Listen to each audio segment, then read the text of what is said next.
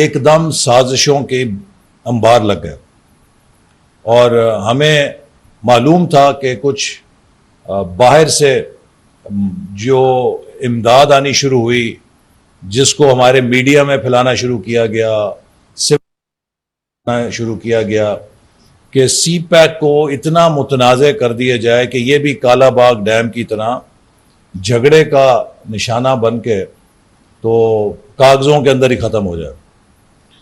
اور میں نے جب اس کو ہم نے شروع کیا تو I went back to the drawing board and I said کہ how come Kalabagh dam, جس کو ٹیکنیکلی کئی لوگ کہتے ہیں کہ اس میں ایسے کوئی ایشو نہیں تھا، لیکن نیریٹو میں اور امیجنیشن میں وہ بڑا کانٹروورشل ہو گیا، تو کیوں ایسا ہوا؟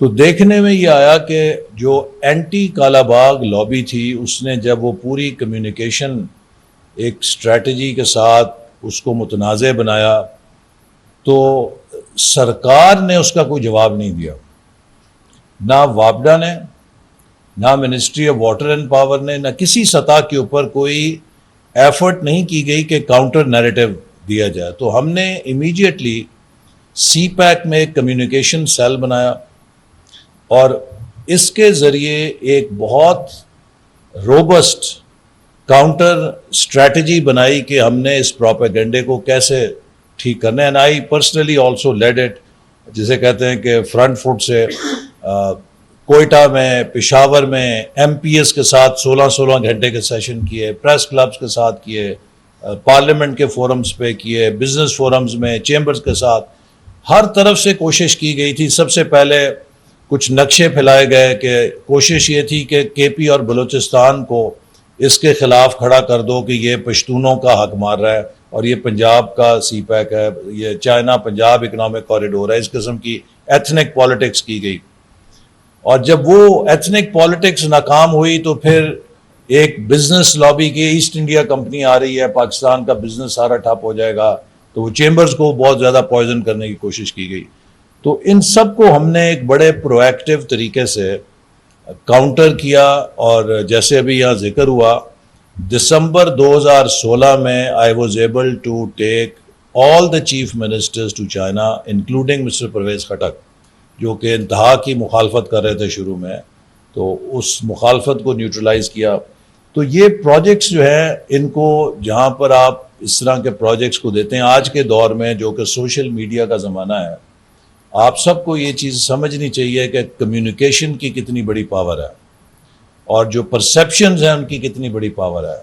آپ صحیح کام کر رہے ہوتے ہیں، لیکن اگر آپ اس کو صحیح طرح کمیونیکیٹ نہیں کر سکیں گے تو وہ اچھا کام بھی گلے پڑ جاتا ہے. چینج مینجمنٹ کے اندر جو ایک بہت اہم ریسرچ ہے کہ جس میں انہوں نے کوئی 1000 سے زیادہ فیلڈ چینج مینجمنٹ پروگرامز کو اسٹڈی کیا، اور اس کے بعد جو شخص یا سی ای او اس کو لیڈ کر رہا تھا تو ان سے ایک سوال یہ کیا کہ if you were to do it all over again, what is one thing that you will like to do differently؟ تو اس میں غالباً میرا خیال ہے 80 اور 90% نے کہا کہ I would like to communicate differently. It was lack of communication اور improper communication اور inadequate communication جس سے ان کو بہت ساری مزاحمت کا سامنا کرنا پڑا اور وہ چیزیں ہو گئی. تو اس میں بھی that is how we were able to build consensus اور اس کو ہم لے کر چلے. اس میں ایک چیز جو اور میں سمجھتا ہوں کہ شاید وہ ضرور کور کرنی چاہیے، that is the governance element، کہ یہ کس طریقے سے لیڈ ہوا.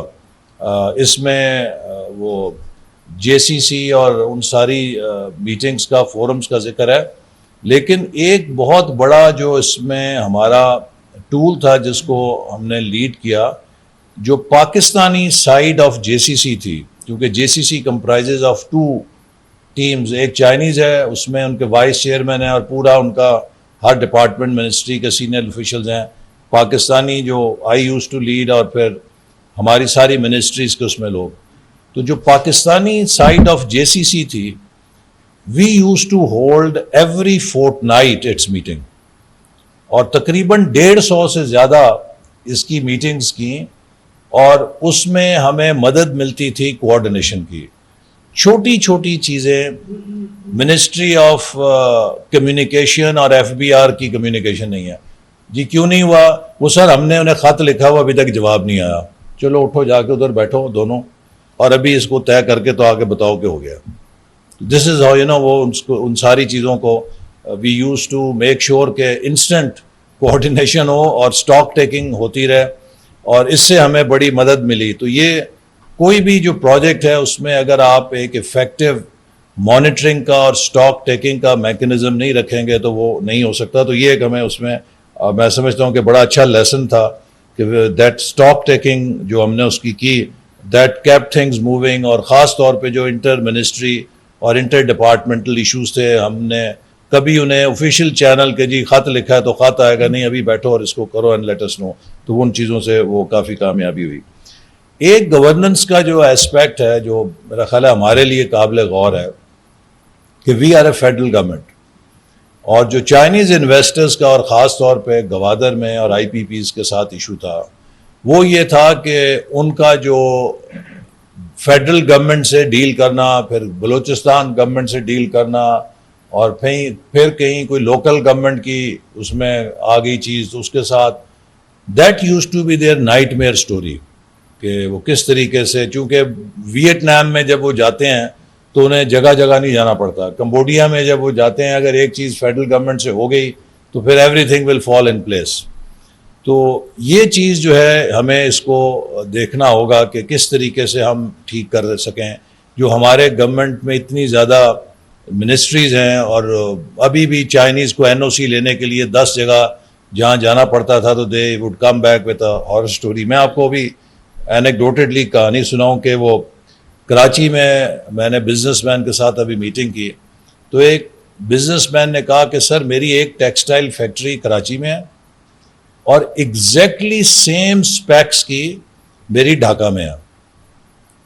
تو اس نے کہا سر ڈھاکہ سے میں ایکسپورٹ کرتا ہوں اور کراچی والی فیکٹری سے میں جہاد کرتا ہوں, کبھی پانی والوں کے ساتھ جہاد, کبھی ٹیکس والوں کے ساتھ جہاد, کبھی بجلی والوں کے ساتھ جہاد. اس نے کہا جی ڈھاکہ کی میری فیکٹری میں 14 بندوں کی میری مینجمنٹ ٹیم ہے, اور اس جہاد کی وجہ سے کراچی میں میری 40 بندوں کی ٹیم ہے. تو یہ جو ایک ایز آف ڈوئنگ بزنس ہے, I think you know whatever we decide, whatever we want to do, we have to understand that we have to compete with other destinations. The thing has become very global. 2017-18 میں you would recall کہ if you were traveling اسلام آباد to Karachi, Hare flight میں آپ کو 5 سے 7 Chinese business man ملتے تھے. if you were in اسلام آباد تو ہر شاپنگ مال میں, ہر سیکٹر میں ایک چائنیز کمپنی کا دفتر کھل چکا تھا. کیوں؟ پریزیڈنٹ شی نے اس وقت اپنے تمام سینئر بزنس مین کو کہا, کمپنیز کو, کہ go and invest in Pakistan. تو وہ بس سب نے آ کے دفتر کھول لیے تھے, دے ور گوئنگ آل اراؤنڈ کہ ہم کیا کر سکتے ہیں, کدھر نہیں کر سکتے. لیکن then you know after 18 the way we dealed with them, ہم نے ان کو اسکینڈلائز کیا, ان کو کرپشن کے الزام لگائے, ان کو مہنگے قرضے دینے کے الزام لگائے, اور یو نو ویزاز میں ان کو رلایا. سو ایک ایک کر کے سب دفتر بند کر کے یہاں سے چلے گئے. اور اب آپ یہ دیکھیے کہ جو چلا گیا ہے, they would not have a good story to share with their fellow businessmen. یار نہیں چھوڑو, وہ کوئی حال نہیں وہاں پہ. آج وہ دبئی جاتے ہیں تو they are given red carpet treatment. So we have to come out of that old thinking کہ اب وہ جو ایک ہماری خاص ریگولیٹری مائنڈ سیٹ ہے نا کہ ہم نے ہر کسی کو ڈنڈے کے ساتھ ٹھیک کرنا ہے, وہ نہیں ممکن ہے. اب تو کمپٹیشن ہے, you have to compete with other countries کہ کون کتنی انویسٹمنٹ لے کر آئے گا. تو لہٰذا ایک گورننس چیلنج بہت بڑا ہے جو ہمیں اس میں ہانٹ کر رہا ہے. پھر اسی طرح بلوچستان کے کانٹیکسٹ میں اس کے گورننس کے حوالے سے بہت بڑا ایشو جو چائنیز کے لیے بھی ہے اور مستقبل میں بھی ہمیں دیکھنا ہے, وہ سیکیورٹی ہے. کہ اگر آپ ایک چائنیز آئے گا, اس کے آگے پیچھے 4 آرمڈ گاڑیاں چلائیں گے تو اینی ون فارنر فیل کہ یہ کوئی ویلکمنگ انوائرمنٹ ہے یا میں یہاں پہ شاید دشمن ہوں, کیا ہوں, کیسے ہوں. اور اس کے لیے ابھی تک ہمارے پاس انفارچونیٹلی بلوچستان میں سیکیورٹی کا کوئی مستقل باتیں تو میں بھی 97-98 سے پریزنٹیشنز میں سن رہا ہوں. جب بھی کوئی لا اینڈ آرڈر کی سیکیورٹی آتی ہے تو جی وہ کیا کرنا ہے ان کا، وہ جو ہے اس کی کیٹیگری بی ہے اور کیٹیگری اے ہے، اور وہ پولیس کہاں تک جائے گی، اور وہ جو ہے ان کے جو دوسرے وہ جو فورس ہے لیویز کی کون سی رینج ہوگی، اور کس طریقے سے ہم نے پولیسنگ کو پھیلانا ہے. تو یہ کتابوں میں اور پریزنٹیشنوں میں ابھی تک چل رہے ہیں. We have not been able to resolve these issues as yet. So they are real issues کہ جب تک آپ سیکیورٹی کو، لا اینڈ آرڈر کو انشور نہیں کریں گے تو کس طریقے سے وہ وہاں پر آئے گا. تو I think that we should also put on the radar کہ اس کو ہم کس طرح سے وہ ٹھیک کریں گے. گوادر میں اب پھر again coming to discontinuity of policies اور پولیٹیکل frequent changes. 2018 میں we were poised for take off. And I personally believe کہ جو 2018 کی regime change ہے that has not cost us more than 1971 tragedy, it has by no means cost us less. We were just poised for take off.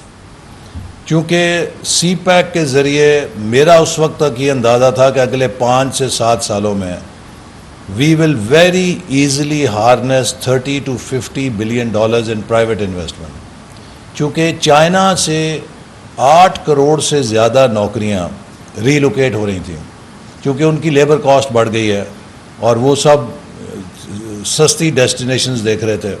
اور Pakistan by virtue of this corridor was very attractive for them, اور اسی لیے وہ سب یہاں آ بھی رہے تھے، دفتر کھول کے دیکھ رہے تھے. اگر ہم وہ پالیسی ریورسل نہ کرتے تو پاکستان میں ایک بڑا اچھا sizeable chunk of relocation Chinese industry کا ممکن تھا، جو کہ ہم نے اپرچونٹی ایک ویو لاسٹ کیا.